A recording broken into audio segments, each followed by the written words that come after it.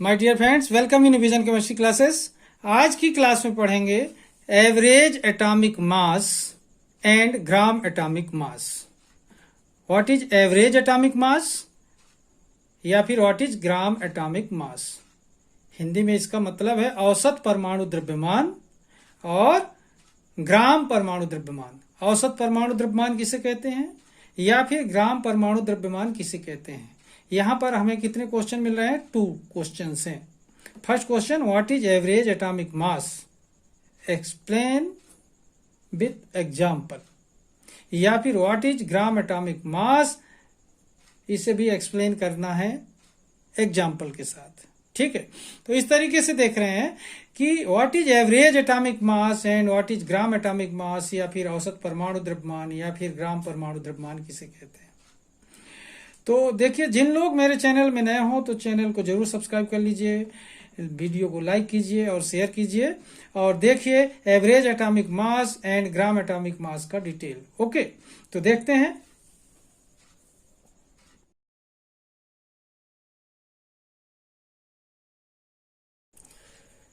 तो देखिए यहां पर क्वेश्चन है अपना average atomic mass. What is average atomic mass. तो यहां पर ध्यान दें, बहुत से एलिमेंट्स ऐसे हैं जिनमें आइसोटोप्स होते हैं। क्या होते हैं? आइसोटोप्स। यहां पर देखें लिखा हुआ है आइसोटोप्स। तो किसी में 2 आइसोटोप्स होते हैं, तो किसी में 3 आइसोटोप्स होते हैं। तो इन्हीं आइसोटोप्स के मास का जो एवरेज होता है, इन्हीं आइसोटोप्स के मास का जो एवरेज होता है उसे उस एलिमेंट का एवरेज एटॉमिक मास कहते हैं। ध्यान देंगे, मैंने बोला बहुत से एलिमेंट्स ऐसे होते हैं जिनके आइसोटोप्स होते हैं। आइसोटोप्स का मतलब होता है कि एटॉमिक नंबर सेम और एटॉमिक मास क्या हो? डिफरेंट हो। तो ये जो आइसोटोप्स होते हैं, इन्हीं आइसोटोप्स के मास का जो एवरेज होता है उसे उस एलिमेंट का एवरेज एटॉमिक मास कहते हैं। ओके, तो यहां पर देखें एवरेज एटॉमिक मास को कैसे स्टेट कर सकते हैं। तो यहां पर देखिए, the average mass of isotopes, ध्यान दें, the average mass of isotopes of an element is called average atomic mass, is called average atomic mass. Once again, the average mass of isotopes, the average mass of isotopes of an element is called average atomic mass. Okay, तो कोई सा भी element हो, उस element के जो isotopes होंगे उनके मास का जो एवरेज होगा उसका एवरेज एटॉमिक मास होगा। तो सभी के लिए अलग अलग होता है। और ध्यान देंगे, सभी एलिमेंट आइसोटोप्स शो नहीं करते, लेकिन जिसमें आइसोटोप्स होते हैं तो उन आइसोटोप्स के मास का जो एवरेज होगा उसे एवरेज एटॉमिक मास कहते हैं। ध्यान देंगे, तो once again, the average mass of isotopes of an element is called average atomic mass. Okay, अब देखते हैं इसके एग्जांपल्स के बारे में। ठीक है, तो ये क्लियर हो जाएगा एवरेज एटॉमिक मास। ओके, तो देखें यहां पर एग्जांपल देख रहे हैं एवरेज एटॉमिक मास का। तो देखिए एग्जांपल क्लोरीन का लिया है। यहां पर देखें तो the element chlorine has 2 isotopes. ध्यान देंगे, जो एलिमेंट क्लोरीन है, क्लोरीन का एलिमेंट है जो, इसके पास आइसोटोप्स कितने होते हैं? 2 आइसोटोप्स होते हैं। फर्स्ट आइसोटोप होता है जो Cl35 एंड सेकेंड होता है Cl37। ये नेचर में 75% होता है और ये नेचर में होता है 25%। ध्यान देंगे, एटॉमिक मास इसका भी 17 और इसका भी एटॉमिक मास 17 होगा। ध्यान देंगे, तो the element chlorine has 2 isotopes, first Cl35 and second Cl37। अब यहां पर देखें, relative proportion of these isotopes is 3:1। 3:1। अब यहां पर देखें 3 क्यों है? क्योंकि Cl35 है जो, ये नेचर में 75% होता है और ये Cl37 जो है तो ये 25% होता है। तो रिलेटिव प्रोपोर्शन क्या होगा इसका? 3:1 होगा। ओके, इसके बाद देखते हैं अपन, ये जो 3:1 अपन को रिलेटिव प्रोपोर्शन मिला, इसी के बेस पर अब आगे देखते हैं अपन। ठीक है, तो यहां पर देखें इसका average atomic mass of chlorine का क्या होगा। यहां पर ध्यान दें, यहां पर देखेंगे इक्वल टू Cl35 रेशियो क्या है 3 प्लस Cl37 रेशियो क्या है इसका 1। तो अब यहां पर देख रहे होंगे कि Cl35 75% है, रेशियो क्या है इसका 3, तो यहां पर 35 से 3 का इंटू किया, प्लस एवरेज निकाल रहे हैं तो प्लस करेंगे तो 37 इंटू 1, क्योंकि ये रेशियो कितना है इसका 1 अपान, यहां पर ध्यान देंगे, यहां पर मिस्टेक करेंगे तो एवरेज एटॉमिक मास रॉन्ग आ जाएगा। ओके, अब यहां पर देखिए कि 3:1 है, तो यहां पर क्या करेंगे 3 प्लस 1। अब यहां देखेंगे इसका जो साल्व है क्या आ रहा है, यहां पर देखेंगे इसका साल्व आएगा, ये आएगा इंटू करेंगे तो 105 प्लस ये क्या आएगा इसका इंटू करेंगे तो 37 का 37। ओके, अपान कितना होगा 3 + 1 4। ओके, अब इसे प्लस करके सॉल्व कर लेंगे, 4 आया। ओके, अब यहां पर इसे सॉल्व करेंगे तो क्या होगा स्टूडेंट, देखेंगे यहां पर तो ये जो होगा, अब देखें आप कि ये हो जाएगा 142/4।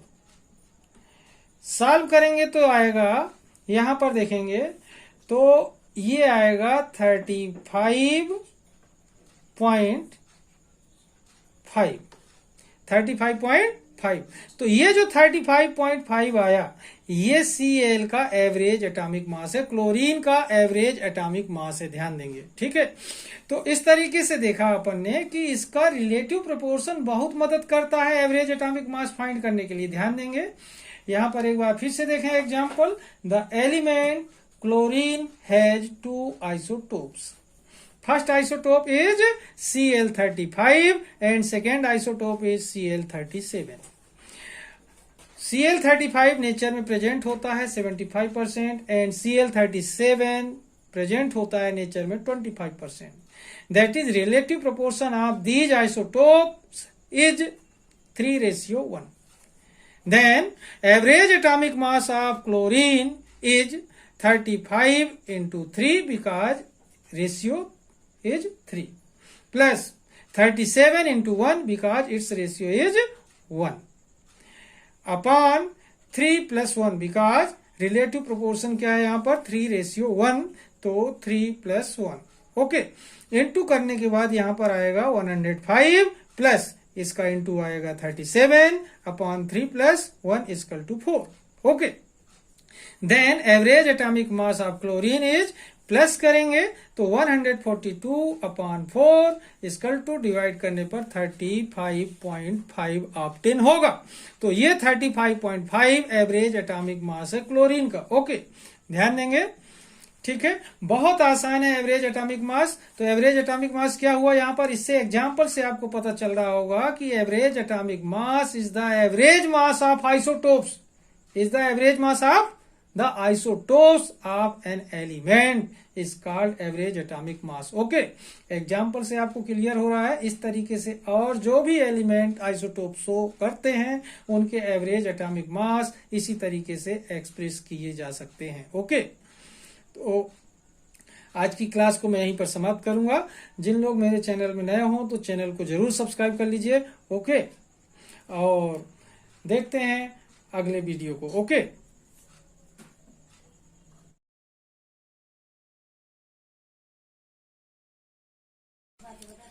तो देखिए यहां पर क्वेश्चन क्या है अपना, क्वेश्चन है, ये क्वेश्चन देख रहे हैं अपन, gram atomic mass, what is gram atomic mass, या फिर explain gram atomic mass.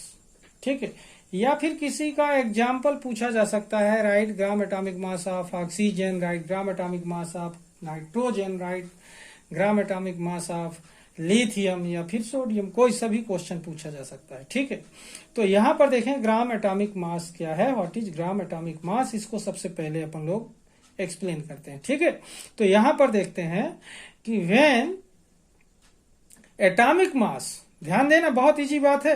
When atomic mass is expressed, when atomic mass is expressed in grams, when atomic mass is expressed in grams, then it is called gram atomic mass. Then it is called gram atomic mass. Clear हो रही बात? When atomic mass is expressed in grams, when atomic mass is expressed in grams, then it is called gram atomic mass. Okay. Which is numerically equal to, ध्यान देना यहां पर, which is numerically equal to its atomic mass, which is numerically equal to its atomic mass expressed in AMU. AMU का मतलब क्या होगा? It means atomic mass unit, atomic mass unit. तो once again, which is numerically equal to its atomic mass expressed in AMU. It means atomic mass unit. Once again, gram atomic मास को explain कर रहे हैं यहां पर। When atomic mass is expressed, when atomic mass is expressed in grams, when atomic mass is expressed in grams, then it is called gram atomic mass, which is numerically equal to, which is numerically equal to its atomic mass expressed in AMU. It means atomic mass unit. A means atomic, M means mass, U means unit. It means atomic mass unit. Okay. अब देख रहे हैं ग्राम atomic मास का example. Okay, ठीक है। अब यहां पर एग्जाम्पल देखते हैं ग्राम एटॉमिक मास का। तो देख रहे हैं फर्स्ट एग्जाम्पल यहां पर देख रहे हैं अपन, atomic mass of hydrogen, atomic mass of hydrogen. ठीक है, यहां पर देखें atomic mass of hydrogen, atomic mass of hydrogen is equal to 1.008 AMU. Atomic mass of hydrogen is equal to 1.008 AMU.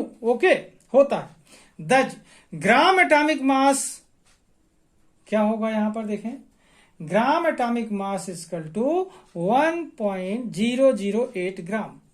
Statement में लिखा है कि when atomic mass expressed in gram, then it is called gram atomic mass. तो atomic मास को ही हम जब ग्राम में अगर प्रेजेंट करना चाहें तो वही एटॉमिक मास क्या कहलाता है? ग्राम में एटॉमिक मास कहलाता है।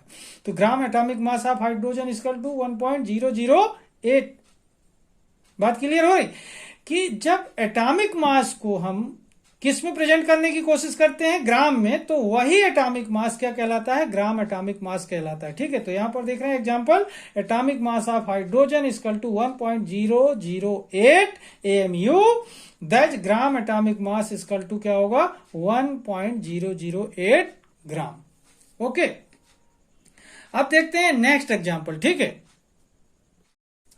अब देखें एग्जांपल सेकेंड देख रहे हैं यहां पर, atomic mass of oxygen, atomic mass of oxygen is equal to 16 AMU, means atomic mass of unit।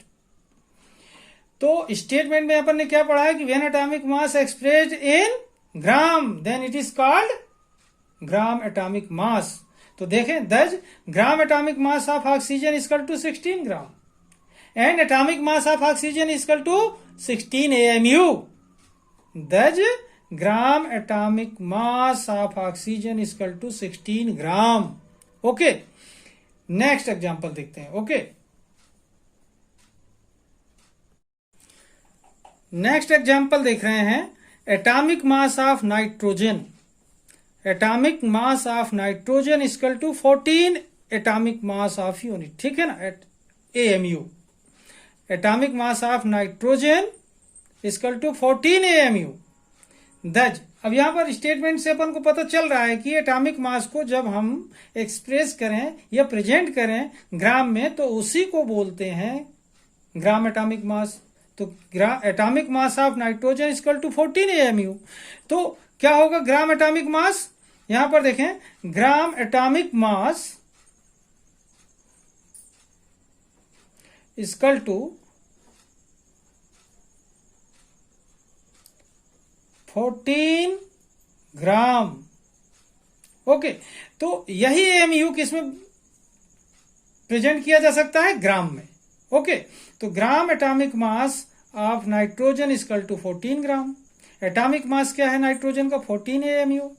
तो इस तरीके से देखा अपन ने, फर्स्ट एग्जांपल देख रहे थे atomic mass of hydrogen equal to 1.008 AMU, that gram atomic mass equal to 1.008 gram.